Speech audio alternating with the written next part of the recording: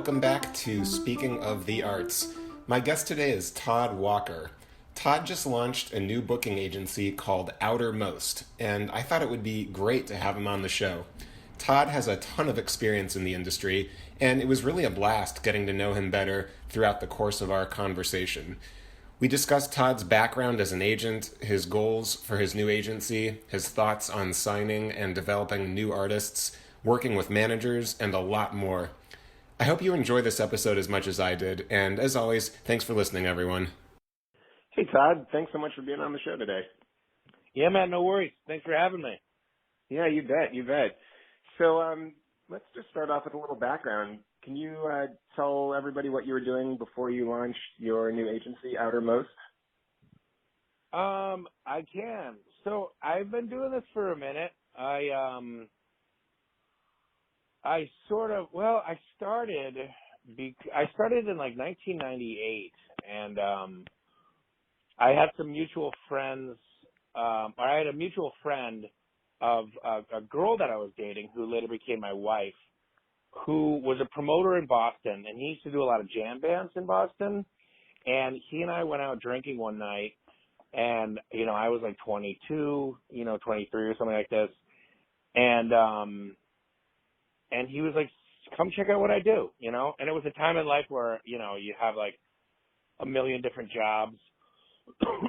I was working I was trying to figure out what I was going to do with my life.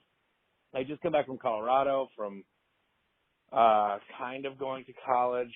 And I was working at a wine cellar, and then I was working at a bar. I was working at a sandwich shop in Cambridge.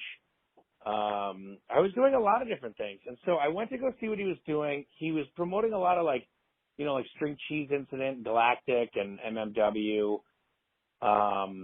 and things like that. And he was like, I don't know. I used to go and see a lot of music. And so, and so he was kind of getting rid of a booking agent that he had. This guy who was booking a band called The Slip, and I kind of got in there and just started kind of like from the ground up. I literally, the way that I started was just with like a Polestar venue directory and a phone, to the point where like when I was doing my first deal, I looked over and asked him, what the promoter was meant, what backline meant, So I literally like just kind of hustled it, and I was friends with a lot of people in Boston in different bands, and so my first couple of bands that I signed were bands like Lettuce, and then they became Soul Live, and this reggae band called John Brown's Body, and this other kind of jam band, this kind of electronic band called The New Deal from Toronto. This killing jazz band from Seattle called the Living Daylights. And I just sort of built this roster and just literally like started just, from nothing. And I was also promoting a lot of shows at the time.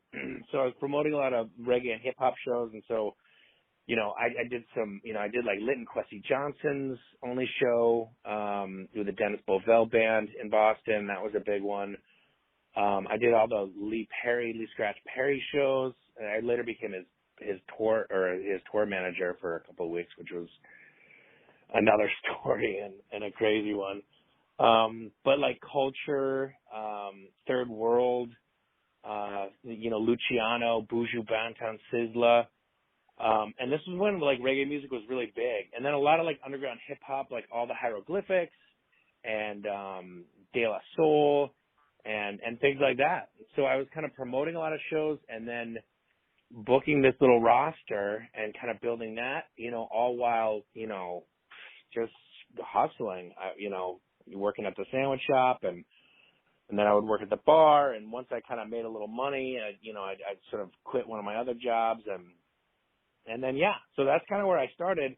And then I started like losing these bands, which was really a bummer, and to the majors and stuff. And so Soul Live left, and they went to Monterey, and then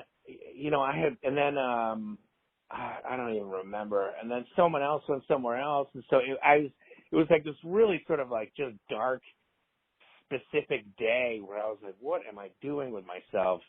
And I got a call from this guy Scott Southard, from IMN, and he called me up out of the blue, and he said, hey, listen, a friend of mine, we have a mutual friend, a guy named Fabian Al-Sultani, who's an old friend of mine and used to play in this band, John Brown's Body, was tour managing this big tour called Africa Fest, which Scott had put together, which was like, Taj Mahal and Baba Mal, and it was like this killing tour. And Fabian was the road manager, and he randomly said to Scott one day, like, hey man, if you're ever looking for a booking agent, you should call this guy Todd Walker. He's like pretty good. He's young. He's super driven. He's hungry. He really wants to get going. And Scott called me up one day and was like, hey, Todd, this is Scott Southard. I got your information. I was wondering if you'd like to do an interview. I'm hiring an East Coast agent. Scott was set up, still set up in territories. And so he was looking for like a New England agent, and I was like, absolutely. And so he was up in Gloucester. I was living in Brighton at the time with my girlfriend. And so I drove up to Gloucester and took a meeting with him. And, I was kind of loose. I was wearing like flip flops and like a t-shirt and all this kind of stuff. And he was pretty put together and had this whole, it was like a job. It was kind of my first real like job.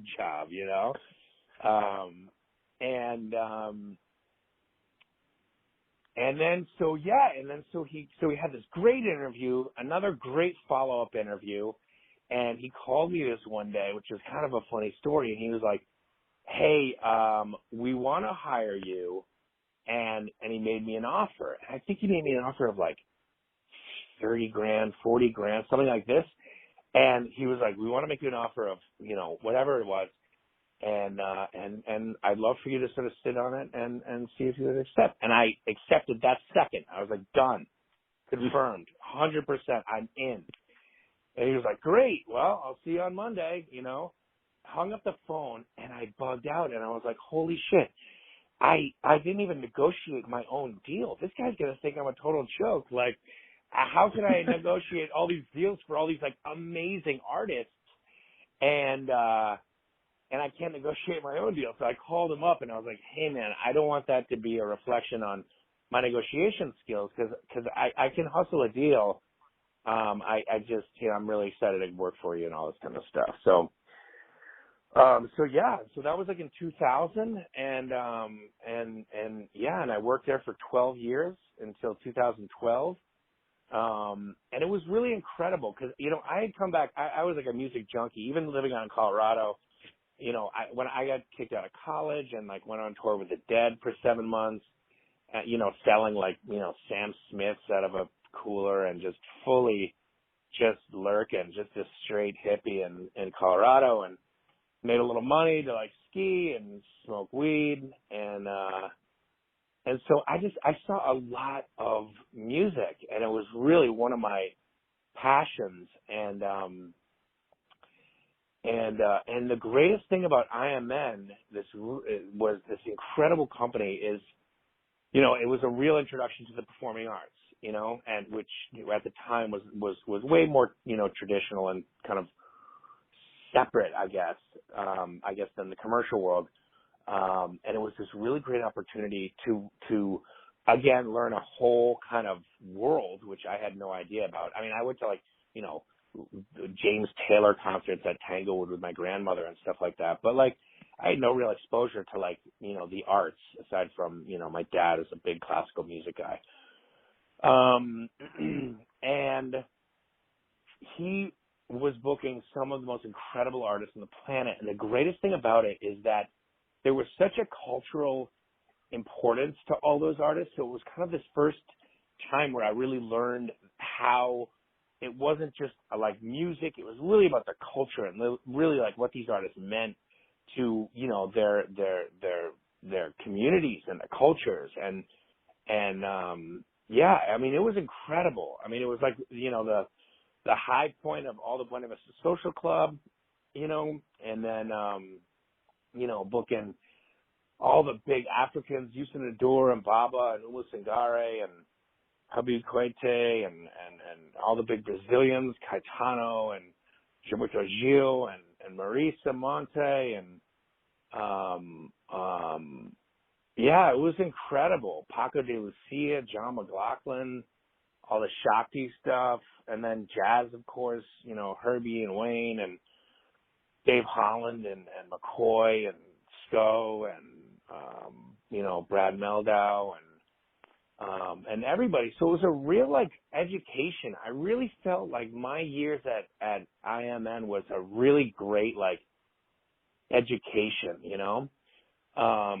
You know, and you know, and Scott's a really great, mentor.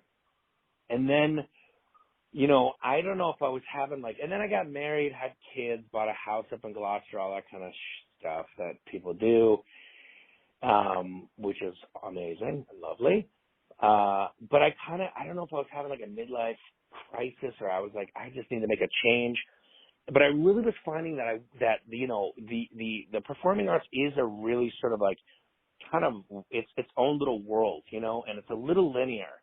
And, you know, we had a hard time really kind of like, you know, engaging and nurturing, you know, relationships outside of that particular world, you know.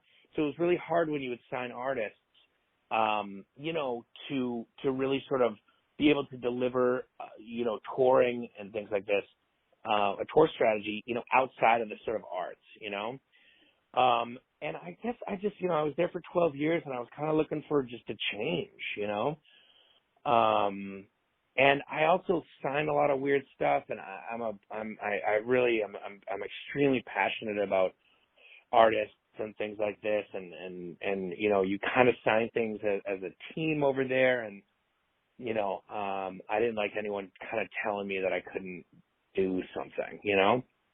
But we had some great years, like, you know, I signed like Nora Jones. We missed her for the U.S., but we got her for Europe, and Rodrigo and Gabriella, and you know, I helped them out with that ATO deal and putting a manager team in place, and so, you know, and then, you know, India Ari and this project that we did with Edon Reichel and stuff, and so, you know, and Angelique Kidjo, and so, you know, we had some amazing wins, but yeah, I had an opportunity. You know, I got a bunch of offers to go other places, and then I was like, well, maybe I'll do my own thing. And I called up this guy, Tom Windish, that I've known for years, and he and I kind of went. Tom's always had like a little bit of a toe in the arts. Sorry for being so verbose here. I'm giving you like the ultra long story. That's all right. That's all right. It makes my job a heck of a lot easier. Nice. So Tom and I missed you know, like, Tom has always kind of had a little bit of a toe in like the arts, you know. There was artists like Pink Martini and Juana Molina and I think Jose Gonzalez at one point was the thing. I don't know. There was a handful of artists that he and I were both kind of going after, and he would always get them in the end. And it really like was like, God damn it. So, yeah, so just he and I just knew each other, you know, and so I called him up one day just to sort of pick his brain about like starting Windish and all this kind of stuff. And I was like, I think I'm going to start this thing on my own. And he was like, no, don't do that. And I was like, I have other offers to go, you know, this place and that place. And he was like, don't do that. He was like, forget that. Come work here at Windish, you know?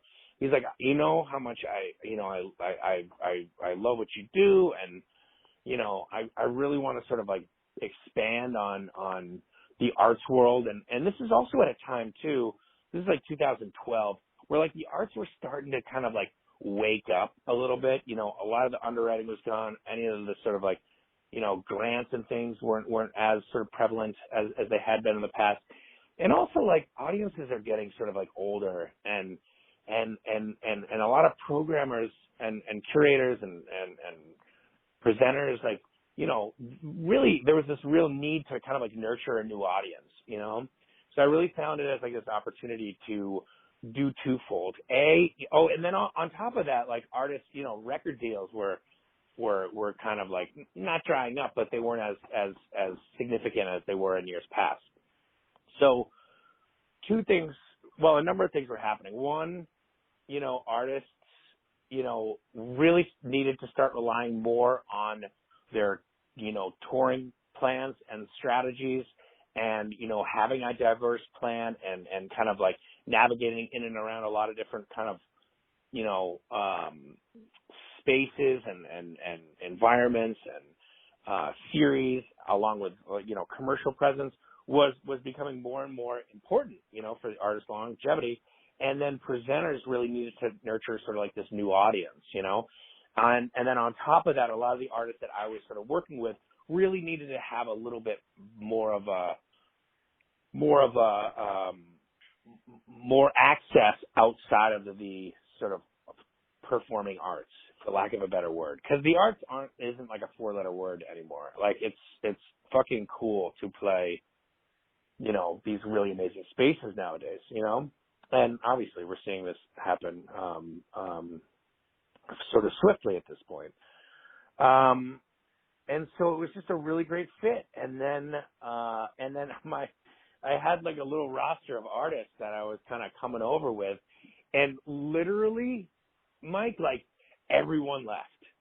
Every single one was like Windish. What the hell is this? Like, who the hell is like, you know, Major Lazer, and who's like Fantagram, or who the hell is, you know, Low, and like all these like, you know, these indie bands that Tom was doing. And this is Windish Agency was crushing it at this point. So on the commercial side of things, people are like, you know, check out the Windish Agency. It's like, you know, one of the coolest agencies on the planet, if not the coolest agency on the planet. So I was like baffled. I was like, man, like maybe I jumped the gun. Maybe this was the wrong thing. So I literally like had to build a roster from the ground up, and that was scary as heck. And yeah, and it all worked out. And you know, I'm a pretty like hard worker, and just built a roster, and you know, signed some cool stuff, and you know, Nils Fromm and Olafur Arnold, and signed some things that I was like really passionate about, you know, and really kind of, you know, checked all of my boxes on every level. And so and so we built this great little roster and really carved out a great identity for ourselves at Windish, and then it was awesome. And then, you know, Paradigm came and bought Windish, and it just got huge. This is like 2017, something like that. And and just Paradigm was just too big for my roster, and it was awesome. It was really amazing to like work with, again, like some of the most important agents in the world and artists in the world, and it works, obviously, you know, for many artists, but for me, it just really sort of felt like it was a little overwhelming, you know, and a lot of my artists just felt like they couldn't really get a lot of the visibility and, you know, kind of buried in this big roster and stuff like that. So yeah, it was it was like profoundly positive leaving Paradigm. Like it was insanely positive, and I was kind of like, hey, I think I'm going to leave. And they were like, cool. We're ready for you to go too. And then I was at this place where I was like, well, maybe I'll go to another indie, and whatever. Long story short, after talking to lots of my artists, you know, managers and artists directly, and then a couple of different advisors and mentors and friends, it just became more and more important to launch this, you know. So we launched this agency, Outermost, in, you know, like 3 weeks ago, January 8th.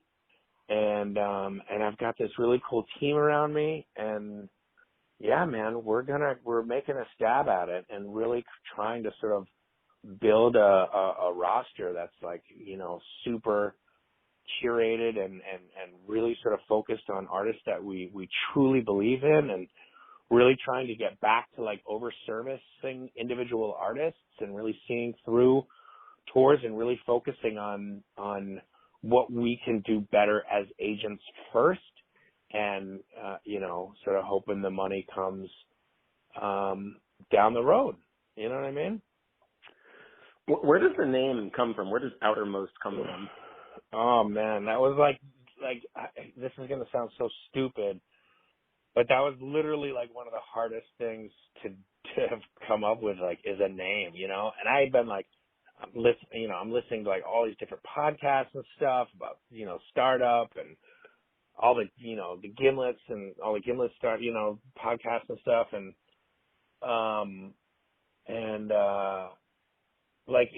going up into my barn and workshopping it with friends and whiteboarding it and really trying to go on a vision quest and listening to all my dreams and hoping it would pop up, and nothing. Absolutely nothing. I couldn't come up with anything cool. Nothing, because you want to come up with a name that's like, that sort of reinforces your identity, but it's not too pretentious. But it is like pretentious, you know what I mean? Not pretentious, but it is like impactful and has a meaning and all this kind of shit. And our coordinator, who's with us now, this woman, Courtney, who's the shit, she was talking about, we were like trading all these texts and stuff, and she was talking about this book, and there was this radio station out in Cape Cod called The Outermost. And it was like, and then there was a book called The Outermost, and it was about this house that was in the middle of nowhere and all this kind of stuff. And then, we just started kind of workshopping that a little bit. And Outermost is sort of like the furthest point from center, which is something that's kind of, a really big kind of essence of what we're trying to do. Is we're not trying to sort of be in center and sort of be the status quo. We are trying to sort of, create ripples, and we are trying to do things a little bit different and sign things that are different and like take a different kind of approach, and really trying to sort of push the boundaries of like what we may be able to do as, as an agency, and how we can align ourselves, and, what strategic alliances we can put together and things like this. And so the Outermost Outermost in general just felt like a really good fit for, what we're trying to achieve, That's great. I like the name, and I like the story behind it, but I know what you mean by it being really difficult to come up with something good, because I never wanted to name my own agency after myself. I've always hated that, and the reason that ended up being that is because it's a long story, but basically, given the circumstances, I didn't have as much time as I thought I would to kind of set up shop, and it was kind of like, trial by fire and diving in off the deep end really quickly, much sooner than I anticipated, and just needing a name, like absolutely just putting something up there. And of course, the risk with that is if things progress and, things are going all right, then you can't, unless you want to launch a major campaign to backtrack people's awareness, kind of end up sticking with it. But yeah, so I applaud you for coming up with something good like that. I was going to call it the Walker Agency. But the one smart thing that I've done with this agency is really surround myself with like younger, cooler people. And one of my colleagues, my partner actually, was like, I don't want you to think that you are going to call this the Walker Agency, because that's just not going to happen. And so that's actually kind of a cool name too. I thought so too. I was like, come on, dude, Walker, Texas Ranger, like, come on, we're walking along, and I don't know. But isn't it funny that the name, and that's funny on all these like podcasts too, is like everybody has these problems, like they're like, just come up with a nebulous thing. And I still have I'll post it one day, all the different names we came up with. It's ridiculous. I was almost about to like get on a plane go to Peru, take ayahuasca, have a legitimate vision quest with a shaman just to come up with a name. But luckily, yeah, go on like a 2-week silent meditation retreat. Right? You got to do. I know. Oh, yeah, I love it. Well, I have like 12 questions I want to ask you, but I don't think we're going to have time to get to all of them. If we have to cut this short, no, we're good. In 5 minutes, which would be 30 minutes. So I'll do my best here, and I think I would love to ask you all these questions. Let's just see how far we can get. So, look, I mean, I know you guys just kind of started. It was in January, and we're only in February now. But I'm kind of curious what your vision is for the agency. And I always like to think in sort of 3-year increments, and that's something we do internally and also with our artists, is getting them to think kind of like 3-year short-term visions. So I just thought I'd ask you that question. I mean, if we were having this conversation 3 years from now, so it's 2023, and you and your team are looking back over those years, what are some of the things that have to happen with your agency for you to feel happy with your progress? Yeah, that's an amazing question. And I also look, 3, 5, 10 years out. I'd say it's a funny thing. I've been tripping on happiness and what defines success, just to later, because again, I'm constantly going through this midlife, and I'd say that like right now, today, I'm in this place where I'm more fearful than I've ever been professionally, but I'm also I'm more inspired than I have ever been professionally. So it's a really funny kind of personal dichotomy. And I'd say this first year, my goals are basically establishment, like to create and establish what this actually is, and basically just kind of organize the chaos and continue building our roster and continue fine-tuning our roster, and things like this. Just the sort of like the dotting of the I's and the crossing of the T's is sort of my goal in the first year. But like in 3 years, I expect to be surrounded by other agents that I love and that I respect, and that want to be part of a team and part of an environment that, inspires them,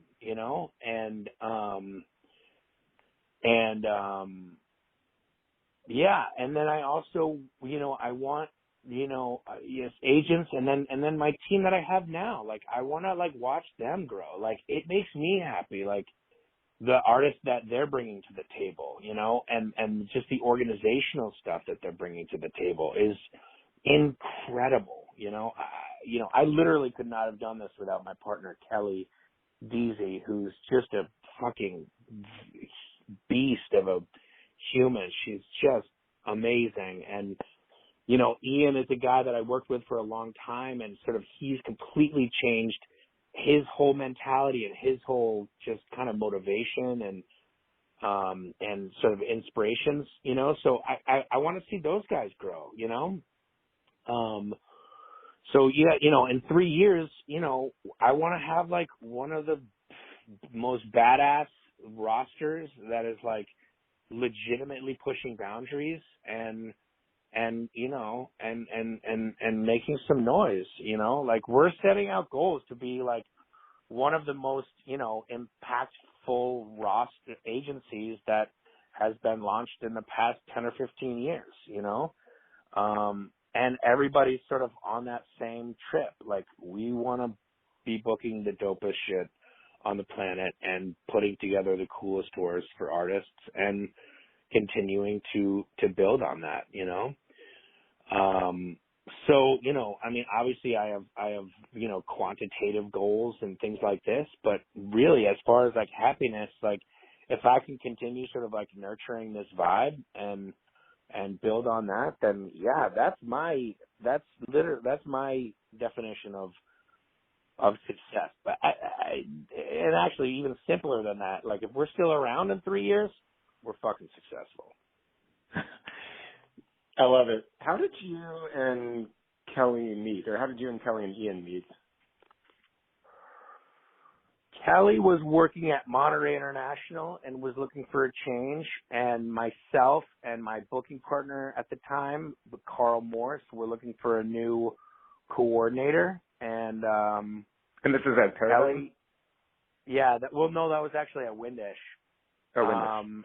Yeah, and Kelly was she's just a badass. She's like this woman that is like really sort of deeply ingrained in the Chicago scene. She's incredibly proud of Chicago. Her personal, I mean, I can't speak for anyone, but one of her personal missions is really to continue sort of building the culture and the impact of Chicago artists and, you know, and the Chicago music scene. You know, it's a big deal for her. And I guess the thing that was so impressive with her is just her level of organization and just her people skills with everybody that she connects with. I mean, she's amazing. And she was also one of these people that, like, when I was like, I don't know what I'm going to do with my life and what am I, you know, I just told Paradigm I'm leaving, you know, do I go to this place or that place? And she was kind of one of those people that was like, let's just do this, man. Like, why don't we just do this, you know?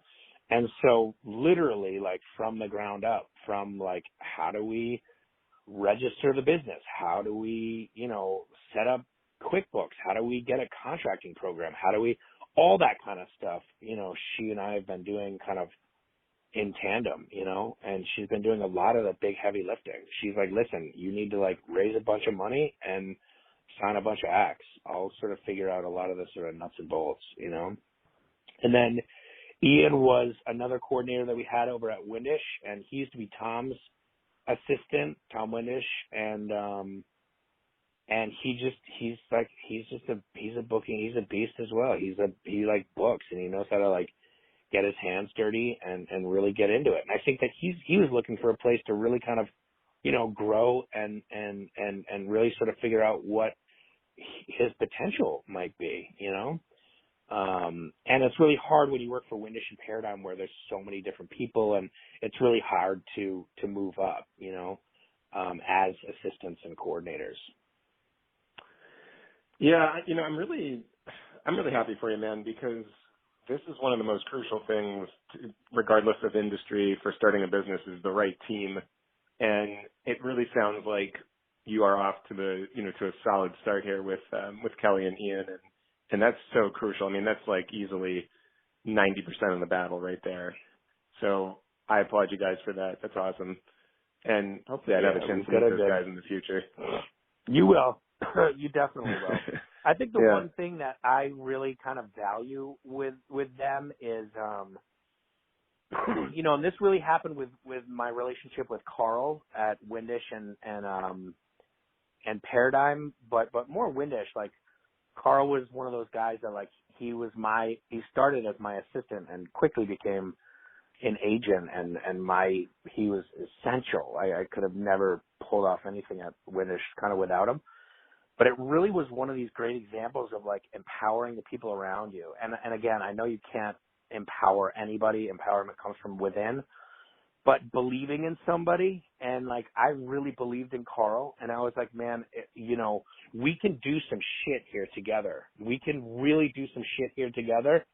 And it made him exceed any possible goal or expectation you could have had for him, or I think that he could have had for himself, you know. And now he's become this like incredible agent, you know, and he's got a really good scene over at Paradigm and books some really, really big time bands and is crushing with all the Shabaka stuff, and you know, this band Goose and you know, Joan Osborne and he's just a fucking legend, and he really got there because he had someone that really like believed in him, you know. And that's kind of my whole thing too, is like, you know, Scott really believed in me, Tom Windish like really believed in me, you know, and I really believe in these people around me here, because you know our success is going to be based on how all of us exceed our own potential and exceed our own goals, you know, and never ever even come close to our potential, and continue setting like unattainable goals, you know, for ourselves individually, and for having this skin in this game, you know. If this fails, it's all of us, you know what I mean? So there's a level of passion, and there's a level of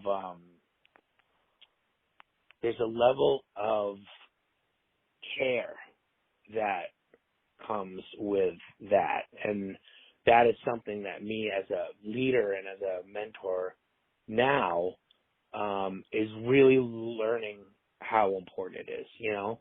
And I really try and stress that to other people, like just in any world, any other presenter, any other, you know, promoter, anyone else, you know, any record label, like, you know, listen to the young people. You know, we live in a world where there's too much of this silo, top-down bullshit of fucking, you know, executives and, you know, people under them and aid, you know, coordinators and assistants and, you know, admins and, you know, that admin down there that you have never shown any respect for, that's the person right there that's going to sign something huge one day and do something that you had no clue that they had in them.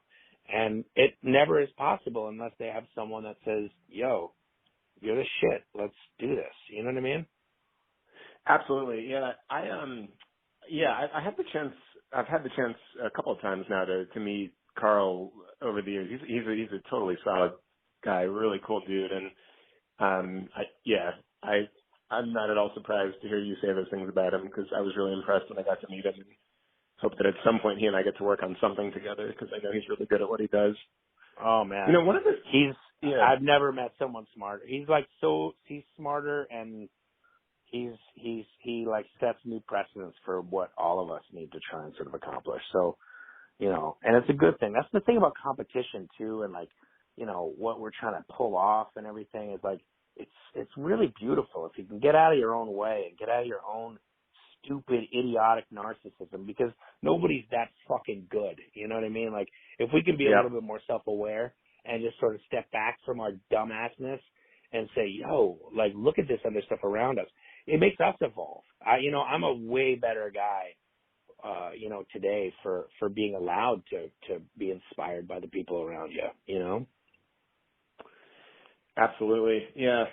You know, one of the questions that I get asked a lot is like, how do you decide who to sign? And I always tell people I really wish I had the luxury of just picking and choosing, right? And like any good artist is available, right? But everybody sort of has their own criteria for what they're looking for. And I guess I was curious to hear from you. I mean, how do you think about that? Like, are there certain things you're looking for? Is there, and you mentioned your team a few times now. Like, what's your approach to signing new artists for Outermost? I mean, you know, it totally differs from artist to artist. I have no formula. I have no idea. Quite frankly, I don't even know what the hell I'm doing, really, at all, you know? But I know what I respond to, you know? And I think that once you respond to something, you know, kind of, where you get where you really sort of you feel something, you know, that's when the sort of quantitative kind of, you know, dissection comes for me, is like, you know, what's the team around them?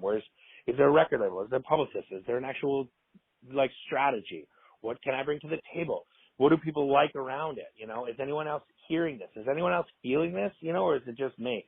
And let me tell you, I have signed so many bands that I thought were the freaking bee's knees that, like, you know, nobody gave a shit about, you know? Or I shouldn't have signed, you know? You sign things for many different reasons. But I have also signed some things that I was like, yo, I think this is incredible. This is the most incredible thing I have ever heard. And boom, they turn into, you know, something like a Nils Fromm or something like this, or a Olafur, or this Hugh Beving, or, you know, or Flor de Toloache. It was a band that was like kind of just bopping around, you know, and now they're like just crushing it right now, you know? So yeah, I don't know if there's any kind of criteria, but I do try and like kind of curb myself a little bit, and try not to kind of react to things as much as I may have in the past. You know, I'm still guilty of it. I mean, I'm thirsty, man. I'm very thirsty. So I find things that I love. Yeah, what you're saying totally resonates with me. There's something about, I mean, there's no other way to describe it other than that, you know, quote, that feeling, or does it move you, or somehow this is resonating with you. And if you start from that point, I found I have more success working with the artist than if you're approaching it from a dollar perspective or a numbers perspective or anything like that. I know there's lots of agents out there, and just by nature of the larger companies you've worked for, you've probably worked with some of them, who are very successful at booking artists that they personally don't care about. And, you know, maybe it's because I've always had a sort of, you know, I've worked with a very small roster, but I don't think I could ever do that. I could never work with an artist that I really wasn't moved by their music and be successful. I'm sure at a certain level, like, the money is crazy. So yeah, you could probably be successful if you're talking about like that much money, but you know what I mean? I do know what you mean. I've done it, man. I mean, there's been a handful of artists that I've signed that I had no business doing that made a lot of money. And yeah, it rotted me a little bit inside, you know? But I'm weird like that. Like, there's a lot of people that are really good at separating that kind of stuff, you know? And I don't know if I'm not very good at separating that kind of stuff, you know? But one quick bit on the sort of like signing process that I wanted to bring up is, you know, humans are like naturally cynical, right? You know, there's like this comfort. There's this comfort in like a little bit of cynicism when you're like, I love the color blue, and someone's like, well, it's not purple, or, you know, you're like, oh, it's a, you know, beautiful day outside. I wish it wasn't going to rain later, you know, or, you know, there's like this natural kind of cynicism to humans, you know, but if you go up to a human, and again, I've told a lot of people, I'm on this like trip right now, but if you go up to other like humans sometimes and you're like, man, I fucking love you, or you're beautiful, or man, that you look amazing today, it really makes people uncomfortable, you know, but you're kind of putting the same effort into nurturing the positive that you just did nurturing the negative, you know? So one thing that I've really embraced in signing artists, and again, this is a natural thing, this is a human thing, this isn't a diss on anybody, but like, spend as much time on trying to determine why it could work rather than spending more time on breaking down why it won't work. Because at the end of the day, you don't know shit. You know what I mean? You really don't know. You know what I'm saying? It's like the old saying, you can't possibly hit the ball if you're thinking about all the ways you're going to miss. Boom. Absolutely. Absolutely. Yeah, I'm glad you made that point, though. It's, yeah, and I think for me, too, if I have an opportunity to see a new artist live and, more importantly, see the reaction of the audience or the crowd, that's so much better of an indicator of anything about the artist than my own opinions or biases or anything like that. That for me is just the most important thing imaginable. And then even if I am working with an artist, Sorry, have you signed anyone that like you loved on record, but you went to see him and you were like, oh shit? Oh yeah. Oh, for I've sure. done that too. For sure. And I think it's so easy to fall into that trap because everything is so accessible via record or via YouTube or whatever. And it's so much easier to do that than it is to take the time to see them. And you know, let's be honest, you can't always see the act live. So no, it's like it's impossible sometimes. But I've slept on things that I'm like, I got to see it live. And then by the time I see it live and they have an agent already, it's the greatest thing I ever saw. I'm like, God, man, what? I should have jumped. You know what I mean? So you never know. Tough. Who knows? It's tough. How are we doing on time? Can I ask you a few more questions or am I keeping? Yep, I got 10. You got 10. Okay. One of the things I was really curious to talk about is tying into the world of streaming and social media, and specifically, and I think I asked this question in another episode, but you're a great person to pose it to. Do you see a direct link between an artist streaming and social media numbers and the number of tickets they sell? Is it that No. correlated Absolutely at this point, not. or it's No. not? Okay. Why or why not? Dude, come on. It's like, it's totally uncorrelated. Like, I mean, man, I've seen things that have like millions and millions of, you know, of presence and points of impression that don't sell any tickets, you know? I also have artists that have like kind of shitty social profiles that like sell tons of tickets. You know what I mean? There's definitely no direct correlation, but you know, yeah, it does come into my decision making. You know what I mean? If I see a band that like is crushing, you know, Spotify or, you know, social numbers that, you know, and they're like a brand new band or something like that, yeah, that'll tip it for me a little bit. You know what I mean? But conversely, it won't tip it for me to pass on them if they don't have those numbers, which is kind of weird. I would be so curious if I asked that question to, let's say, 5 promoters and 5 other agents, and like, what is the general consensus? Because in my experience, I am led to believe by presenters and promoters, it is the end all be all, right? Like, they're looking at that and they're making the assumption that that means more tickets will be sold. Promoters and presenters, I mean. It's just so short-sighted, though. Like, who knows how they got those friends? Who knows how long they've been on Instagram? Who knows how? Who knows where they are? Who knows where they are? Like, dude, you never know that kind of stuff. I mean, that's the same presenter that will tell you that dumb-ass shit is the same presenter that's like, well, their Polestar numbers don't reflect what you're asking for. And it's like, man. Oh, that's a whole other story. Like, come on. Are you crazy? Like, yeah. People, we're missing out on something really brilliant because you're just not looking around kind of thing, you know? And not everyone reports to Polestar and stuff like that, you know? And not, whatever. For sure. You know, there's a lot of different, For sure. You know.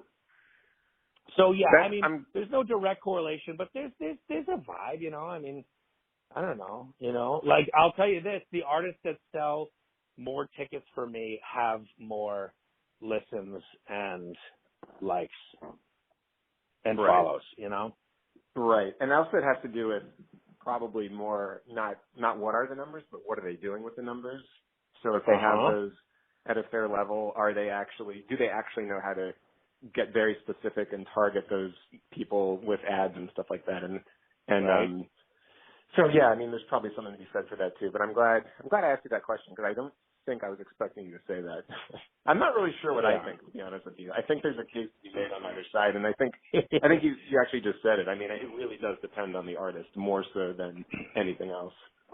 Yeah. So it's interesting though because it seems to be driving a lot of decisions these days. Yeah, I think it's important for us as kind of like, you know, leaders with our artists to continue sort of like enforcing the importance of building their social profiles, hands down. You know what I mean? So I have no rhyme or reason either, but I think it's, you know, obviously it's important for artists to connect. Right. Do you prefer working with artists directly as opposed to going through a manager, or what's your experience been in that world? I prefer to work with a manager. All right. And why is that? Because the artist is, in my opinion, an artist is supposed to make art. And the reason that they hire booking agents and managers is to help them, you know, sort of spread the word of said art, you know? And managers have just more, it's a buffer for agents, in my opinion. You know, it's sort of a, you know, someone that kind of is there to help, you know, captain the ship and, you know, help create strategy and someone to sort of, you know, work with. I think, and then when there's disappointments, if like offers aren't what they want to see, or, you know, someone pulls an offer or someone, you know, whatever, like all the stuff that happens, you know, it's kind of easier to deal with a manager than an artist. And an artist also has like unrealistic expectations. They're artists. What, in your experience, what can a manager do to make your role easier? And this is a two-part question. What can they do to make your role easier? But then where do managers fall short? Simple. Like, have a strategy and build it with the team around you and execute that strategy. Shitty managers are people that just sit there, collect commissions, and book flights and expect an agent to create whatever strategy they have for an artist, you know? Managers are essential, in my opinion. And I think that, like, really good managers are priceless. The managers that I work with that, you know, are on it and can roll things out and put goals together and create timelines for you to sort of, you know, build off of and work from and get creative and have new ideas and have ideas on the fly. And, you know, those managers, in my opinion, are priceless. So a great manager is a great manager, but a shitty manager is a shitty manager. Where would you say most agents fall short?